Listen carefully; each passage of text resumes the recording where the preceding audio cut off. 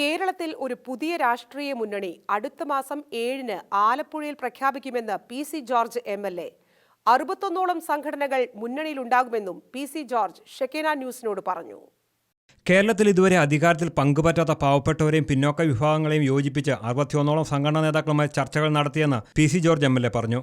കേരളത്തിൽ ഇതുവരെ അധികാരത്തിന്റെ പങ്ക് ലഭിച്ചിട്ടില്ലാത്ത പാവപ്പെട്ട എസ്.സി, പട്ടികജാതി പട്ടികവർഗ വിഭാഗങ്ങൾ, പിന്നോക്ക വിഭാഗങ്ങൾ, അങ്ങനെയുള്ള വിഭാഗങ്ങളെയൊക്കെ കൂട്ടി യോജിപ്പിച്ചുകൊണ്ട് 61ഓളം സംഘടനകളിലെ നേതാക്കന്മാരുമായിട്ട് 10 മണി വരെ ഇരിക്കുകയാണ്. 3 മണിക്ക് കേരളത്തിൽ ഒരു മുന്നണി ഉണ്ടാവും. ആ മുന്നണിയുടെ ശക്തി എന്താണെന്ന് പിന്നീട് പറഞ്ഞു.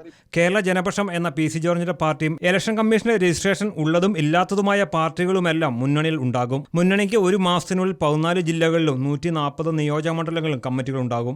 വരും ദിവസങ്ങൾ കൂടുതൽ നേതാക്കളുമായും ചർച്ച നടത്തും. ത്രിതല പഞ്ചായത്ത് തെരഞ്ഞെടുപ്പ് നടന്നാൽ ഓരോ പഞ്ചായത്തുകളിലും യോജിക്കാവുന്നവരുമായി യോജിച്ചുകൊണ്ട് എല്ലായിടത്തും മത്സരിക്കുമെന്നും പി.സി. ജോർജ് പറഞ്ഞു.